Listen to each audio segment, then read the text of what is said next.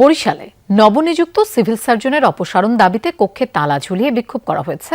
দুপুরে সচেতন নাগরিক সমাজ, শিক্ষার্থী ও সাধারণ জনগণের ব্যানারে সিভিল সার্জন কার্যালয়ে বিক্ষোভ হয়।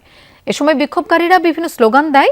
তাদের অভিযোগ, এর আগে ডাক্তার মোহাম্মদ মনিরুজ্জামান গৌরনদী উপজেলা স্বাস্থ্য কমপ্লেক্সের দায়িত্বে ছিলেন। তিনি পলাতক শেখ হাসিনার ফুফাতো ভাই আবুল হাসনাত আবদুল্লাহর ঘনিষ্ঠজন। 5 আগস্টের পর গৌরনদী উপজেলা স্বাস্থ্য কমপ্লেক্স থেকে মনিরুজ্জামানকে অপসারণ করা হয়, অথচ এখন তাকে পদোন্নতি দিয়ে সিভিল সার্জন করা হয়েছে। তাকে অপসারণ করা না হলে আন্দোলন চালিয়ে যাওয়ার হুঁশিয়ারি দেন আন্দোলনকারীরা। উনি আগে গৌরনদীতে কর্মরত ছিলেন এবং উনি শেখ হাসিনার ফুফাতো ভাই হাসনাত আবদুল্লাহর একান্ত সহযোগী ছিলেন।